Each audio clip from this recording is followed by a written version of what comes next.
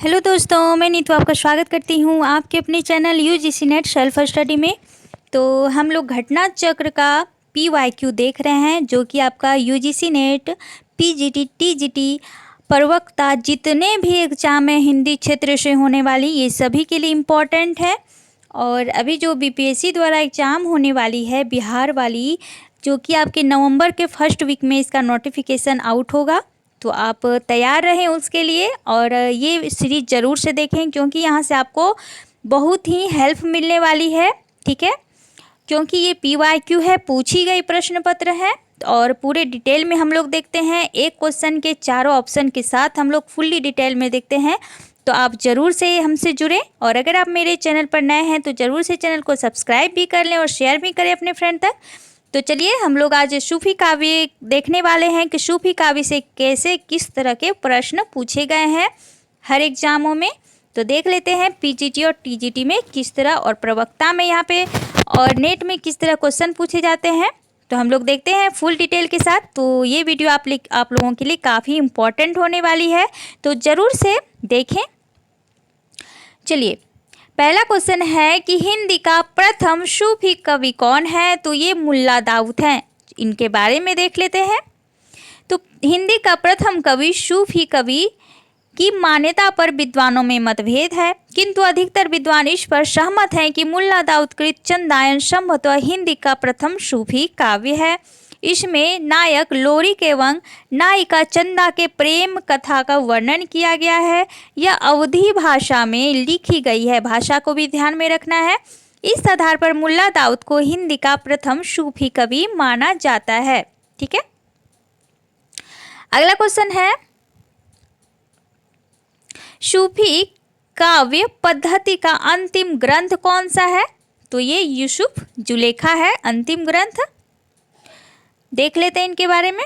सूफी काव्य पद्धति का अंतिम ग्रंथ जो है यूसुफ जुलेखा, जिसकी रचना 1790 ईस्वी में नवाब शेख निसार ने किया है।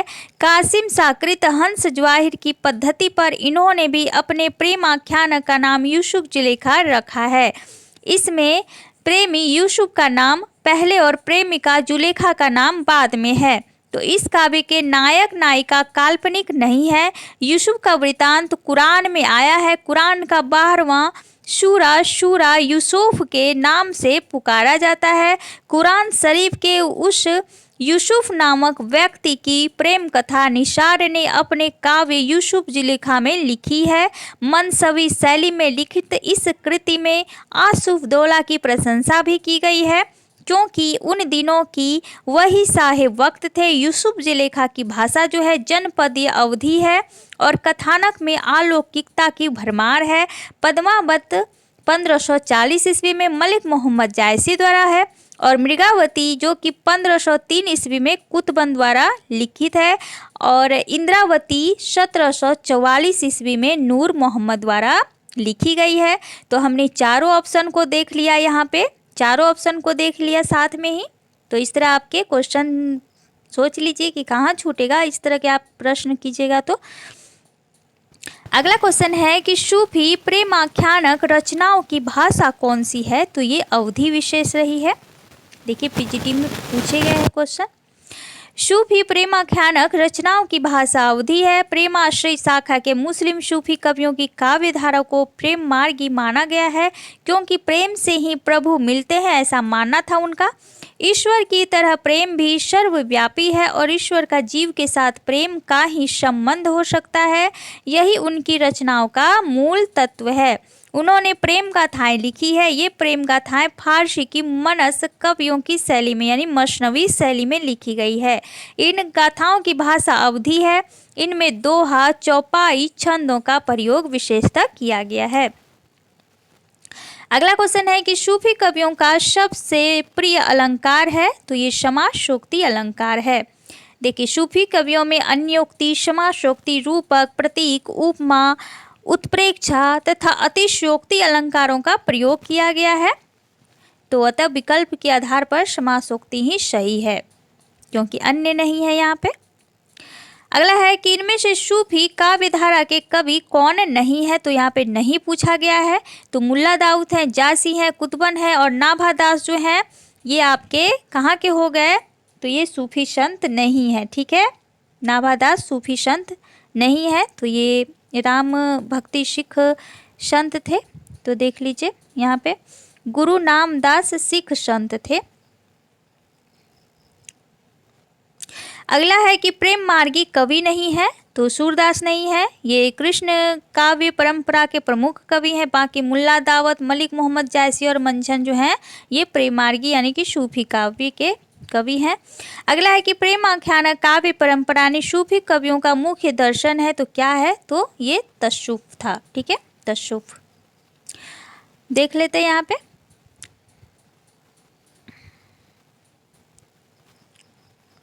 यहाँ पे देख लीजिए, ये तो उतना खास नहीं। यहाँ पे शुद्ध सूफी मतों में प्रसिद्ध 4 सिलसिलाओं के नाम इस प्रकार हैं: चिश्तिया सिलसिला, कादरी सिलसिला, नक्शबंदी सिलसिला और सुहरावर्दी सिलसिला। तो ये 4 प्रकार के वहाँ पे सूफी दिखाई देते थे, ठीक है। अगला है कि अनलहक यानी कि मैं ही ब्रह्मा हूँ की घोषणा है, तो ये मंसूर से संबंधित है, ठीक है। देख लेते हैं यहाँ पे अरब में, कहाँ पे, अरब में अल हिलाज मंजूर अथवा मंसूर अल्लाज नामक सूफी संत को जब ज्ञान प्राप्त हुआ तो अनहलक अर्थात मैं ही सत्य हूँ की घोषणा करने लगा।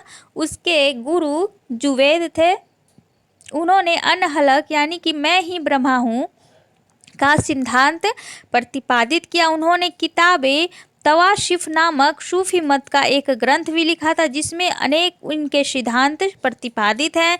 अनहलक का सिद्धांत भारतीय अद्वैतवाद के दर्शन अहम ब्रह्मास्मि से प्रेरित है, तो ये भी आपको ध्यान रखना है, पूछा जा सकता है। अगला क्वेश्चन है कि आचार्य रामचंद्र शुक्ल ने प्रेम आख्यानक परंपरा का हिंदी में प्रवर्तक यानी कि प्रथम कवि किसे माना है, तो ये कुतुबन, ठीक है, कुतुबन को माना है, शुक्ल जी द्वारा माने गए हैं। जो कि कुतुबन की मृगावती जो है 1503 ईस्वी में रचित है, और कुतुबन की मृगावती में जो नायक है राजकुमार, नायिका मृगावती के प्रथम दर्शन जन्य प्रेम का निरूपण इसमें किया गया है।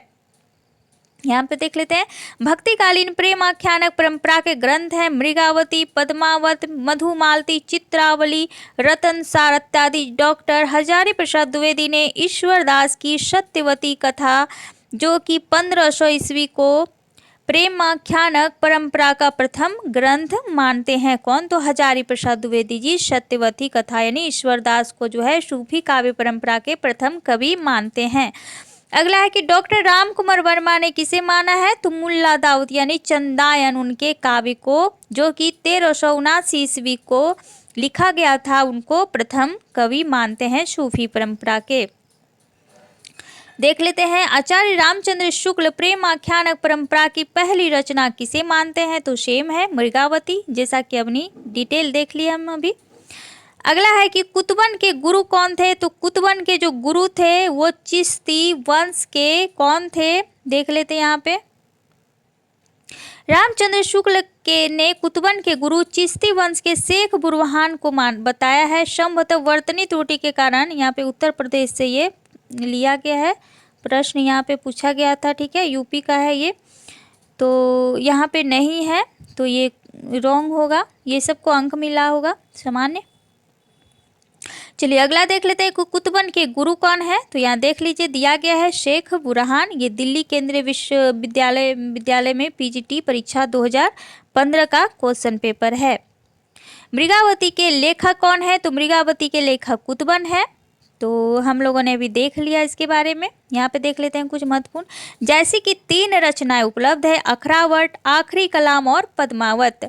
पद्मावत प्रेम की पीर की वंचना करने वाला विशद प्रबंध काव्य है। यह दोहे चौपाई में निबंध मसनवी शैली में लिखा गया, ध्यान रखना है। मंझन ने 1545 में मधुमालती की रचना की है, तो ये जैसी के प्रवर्ती जो कवि थे। अगले क्वेश्चन को देखते हैं। अगला क्वेश्चन है कि कुतुबन की रचना कौन सी है, तो ये मृगावती है। अगला क्वेश्चन है कि मुल्ला दाऊद की भाषा क्या थी, तो ये ठेठ अवधी थी, आपको ध्यान रखना है। तो यहाँ पे वही दिया गया है। चंदायन सूफी काव्य की रचना है। चंदायन को मुल्ला दाऊद ने प्रेम गद्यात्मक काव्य बनाया और यह प्रेम गद्यात्मक काव्य पूरी तरह से चंदायन की रचना योजना से भिन्न है। सूफी काव्य परंपरा का ग्रंथ बन गया है ये इस नज़र से। आगे देखते हैं कि इनमें से जायसी की कौन सी रचना नहीं है, तो नहीं पूछा गया है। तो आखिरी कलाम है, पद्मावत है, अखरावट है, चित्रावली किसकी है? तो चित्रावली जो है वो उस्मान की रचना है। कब की है? तो 1613 ईस्वी की है। अगला देखते हैं कि कौन सी रचना जायसी कृत नहीं है, तो ये मधुमालती किसकी है? तो मंझन की है। बाकी अखरावट, पद्मावत और आखिरी कलाम जो है वो जायसी के हैं।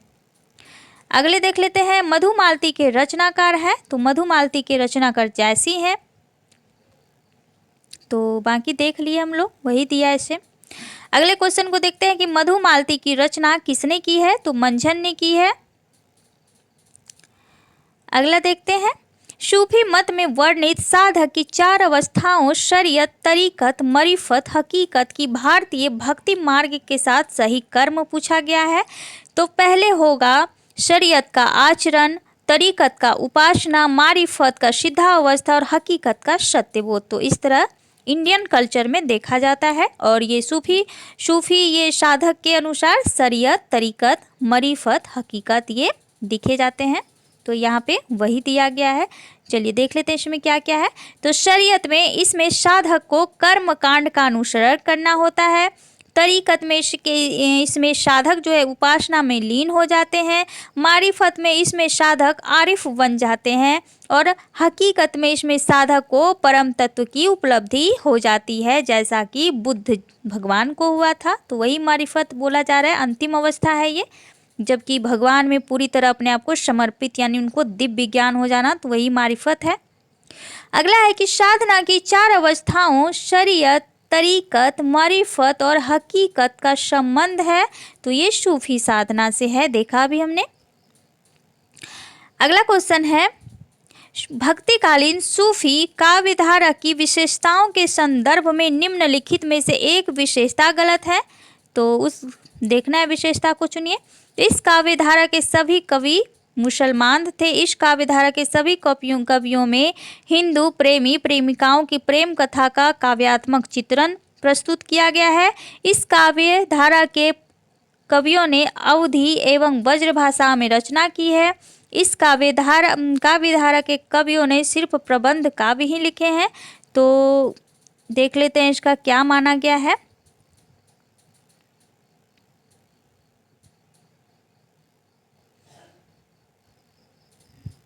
तो इसका शायद देख लेते हैं, यहाँ पे इसका आंसर तो दिया ही नहीं है। बाकी देख लेते हैं क्या बताया गया यहाँ पे। सूफी संतों को इस्लाम प्रचारक कहा जाता है। उन्हें केवल इस्लाम का प्रचारक कहना ठीक नहीं है, जबकि वे लोग अत्यंत उदार दृष्टिकोण के संत थे। लोग उनसे प्रभावित होकर मुसलमान हो जाते थे। इस काव्यधारा के सभी कवि मुसलमान थे। सूफियों ने जिन प्रेम कहानियों की रचना की है वे सब प्रबंध काव्य के अंतर्गत आती है। इस काव्य के सभी कवियों ने हिंदू प्रेमी प्रेमिकाओं के प्रेम कथा का काव्यात्मक चित्रण प्रस्तुत किया है। इसमें प्रेम के वियोग पक्ष को ही अधिक महत्वता प्रदान की गई है। इनकी भाषा अवधी है। किसी किसी कवि पर भोजपुरी और ब्रज भाषा का प्रभाव भी प्राप्त होता है। अतः दिए गए सभी विकल्प सही हैं। तो लग रहा था कि सभी विकल्प सही हैं, तो यहाँ पे सभी विकल्प सही हैं दोस्तों, तो आपको ध्यान रखना है। चलिए अन्य देख लेते हैं। अन्य जो है सूफी काव्यधारा के प्रमुख कवि जायसी हैं, ये तो वही है, ठीक है, जो अभी बताया शेख नबी कासिम शाह। अगले है कि सूफी काव्यधारा को प्रेमाख्यान काव्यधारा कहा जाता है। सूफी काव्य फारसी की मसनवी शैली में लिखे गए हैं। सूफी मत के अनुसार ईश्वर एक है, आत्मा बंदा उसी का अंश है। यद्यपि ईश्वर का ज्ञान स्वाध्याय द्वारा अर्जित ना होकर सुना सुनाया अधिक है। सूफी कवियों का मुख्य केंद्र अवध था, यानी कि अवध प्रांत था। अगले क्वेश्चन को देखते हैं कि जायसी किस धारा के कवि हैं, तो ये प्रेमाख्यानक काव्यधारा यानी कि सूफी कवि हैं।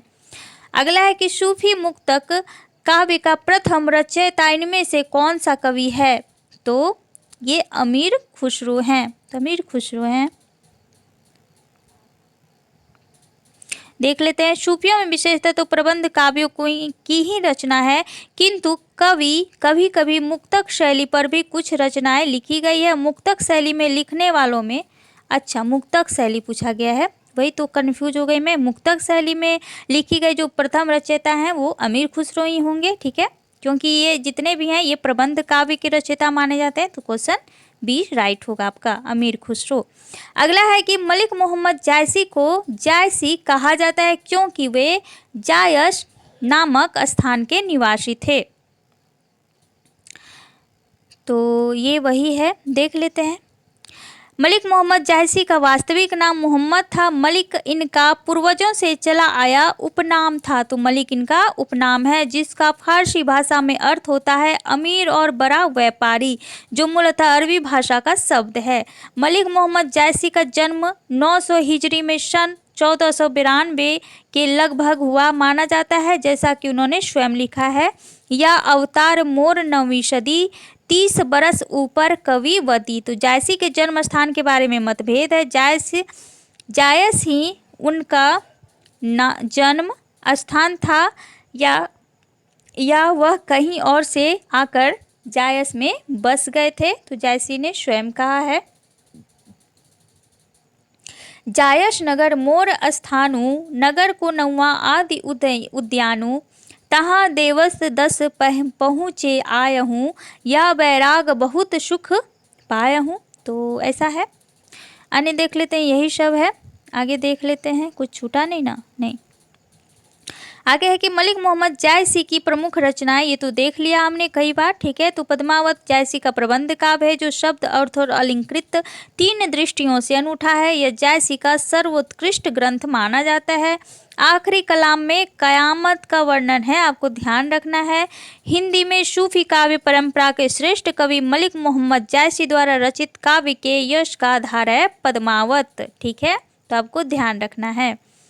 पद्मावत की विधा है, तो ये प्रबंध काव्य है। अगला है कि कहरनामा किसकी रचना है, तो कहरनामा जो है ये जायसी की रचना है।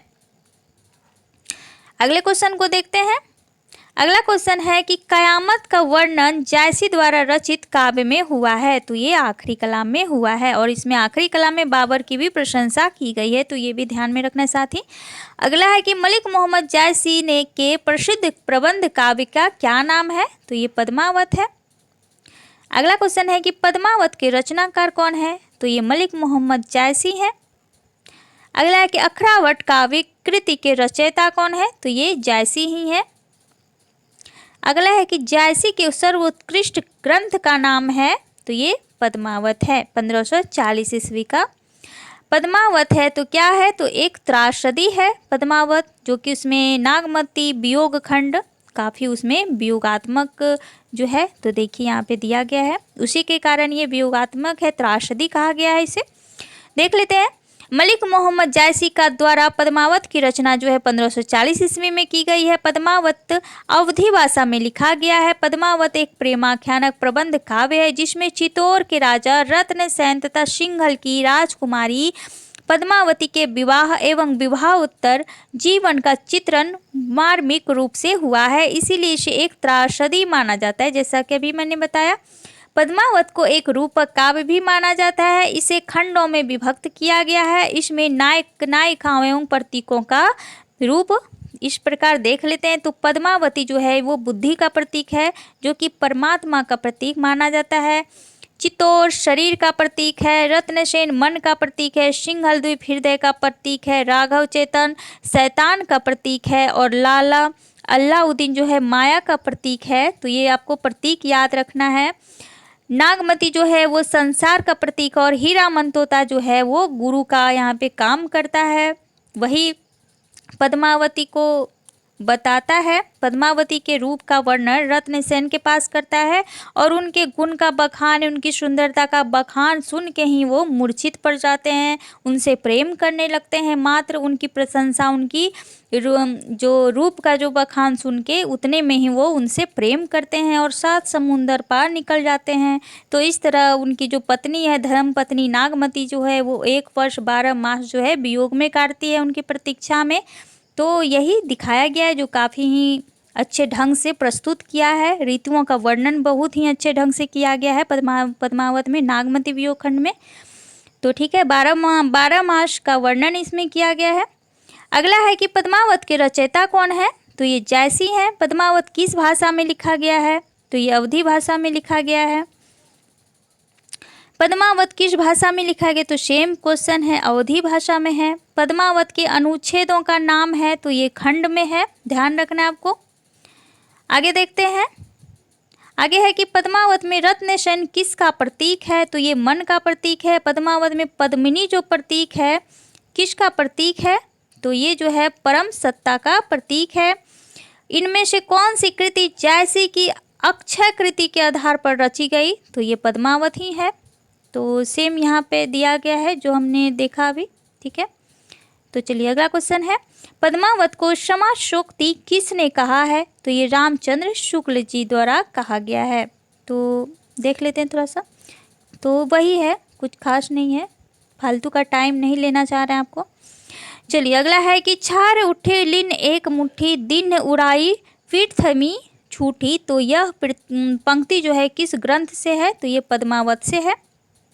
तो यहाँ पे देख लेते हैं, जब अलाउद्दीन की सेना कुंभ लनेर के दुर्ग पर आक्रमण करती है तो अलाउद्दीन का केवल निराशा ही हाथ लगती है और वह उठता है कि यह संसार ही झूठा है, कह उठता है। तो ये वहीं से पंक्ति है, तो पद्मावत से ली गई है।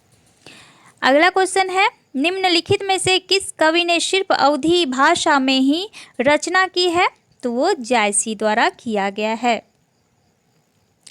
अगला क्वेश्चन देखते हैं कि चित्रावली किसकी रचना है, तो ये उस्मान की रचना है 1613 ईस्वी में। चित्रावली में चौपाई की 7 अर्धालियों यानी चौपाइयों के दो चरणों की अर्धाली कहते हैं के पश्चात एक दोहे का इसमें प्रयोग किया गया है। शेख नवी की ये रचना है। शेख नवी की रचना है चित्रावली, ठीक है, और शेख नवी की रचना ज्ञानदीप है, ठीक है। तो ये अलग अलग दोनों रचनाएं, कंफ्यूज नहीं होना आपको। अगला क्वेश्चन है कि हिंदू मक पर पाँव न राखियो का होए जो बहुते हिंदी भाखियो, तो ये पंक्ति जो है ये नूर मोहम्मद के अनुराग बांसुरी से ली गई है। तो देख लेते हैं थोड़ा सा इनके बारे में। नूर मोहम्मद दिल्ली के बादशाह मोहम्मद शाह के समकालीन थे और सब रहत नामक स्थान के रहने वाले थे जो जौनपुर आजमगढ़ की सरहद पर है। उन्होंने 1157 हिजरी यानी कि 1801 में इंद्रावती नामक एक सुंदर आख्यान काव्य लिखा। इसमें कालिंजर के राजकुमार और आगमपुर की राजकुमारी इंद्रावती की प्रेम कहानी है। इंद्रावती की रचना करने पर शायद नूर मोहम्मद को समय समय पर यह उपालंब सुनने को मिलता था कि तुम मुसलमान होकर हिंदी भाषा की रचना करने क्यों गए। इसी पर अनुराग बांसुरी के आरंभ में ही यह सफाई देने की ज़रूरत पड़ गई है। जैसा कि अभी मैंने कहा, नूर मोहम्मद फारसी के अच्छे आलिम थे। फारसी में इन्होंने एक दीवान के अतिरिक्त सेजतुल हकायक इत्यादि बहुत सी पुस्तकें लिखी है। अनुराग बांसुरी का रचना काल जो है 1178 हिजरी अर्थात 1821 है। अगला क्वेश्चन है कि हिंदी भाषा में रचना करने पर किस सूफी कवि को मुसलमानों का उपालंब सुनने को मिला था, तो अभी हमने देखा वो नूर मोहम्मद थे। और सूफी काव्य से आज का लास्ट क्वेश्चन है, सूफी काव्य परंपरा का एक ग्रंथ है इंद्रावती, इसके रचनाकार कौन है, तो ये नूर मोहम्मद है। तो हम लोगों ने देखा सूफी काव्य से कितने सारे क्वेश्चन देखे हम लोग, 47 क्वेश्चन सिर्फ सूफी काव्य से देखे जो कि मोस्ट इम्पॉर्टेंट थे। और काफ़ी ये पूछे गए क्वेश्चन जो हैं इसके पैटर्न को देखे, क्वेश्चन के किस तरह पूछे गए हैं, एक क्वेश्चन को कितनी बार रिपीट किया गया और कौन कौन से क्वेश्चन जो हैं सूफी काव्य में इम्पॉर्टेंट जान पड़ते हैं। और हम लोगों ने चारों ऑप्शन के साथ क्वेश्चन को देखा। तो ये बहुत ही ज़रूरी है आप लोगों के एग्ज़ाम के पॉइंट ऑफ व्यू से, तो आप ज़रूर से देखें। अगर आप अभी तक नहीं देखे हैं तो इस सीरीज को जो है शुरू से देखें, क्योंकि मैंने ऑलरेडी 4 जो है वीडियो डाल चुका है और अभी जो ये वीडियो डालने वाली हूँ, तो आप शुरू से इस सीरीज को देखें और यहाँ से क्वेश्चन आपका पूरा आने वाला है, तो आप इसे गंभीरतापूर्वक देखें, ठीक है। आप ऐसे ही ना देख लें, इसे गंभीरतापूर्वक देखें। यहाँ से आपका क्वेश्चन पूरी लड़ने की संभावना है, मैं पूरे गारंटी के साथ कह रही हूँ। और अगर आप एग्ज़ाम देंगे तो उस टाइम आपको पता चलने वाला है क्वेश्चन, ठीक है। तो बने रहे मेरे साथ। अगर आप मेरे चैनल पर नए हैं तो ज़रूर से चैनल को सब्सक्राइब कर दें, शेयर भी कर दें अपने फ्रेंड तक। तो चलिए, थैंक यू सो मच।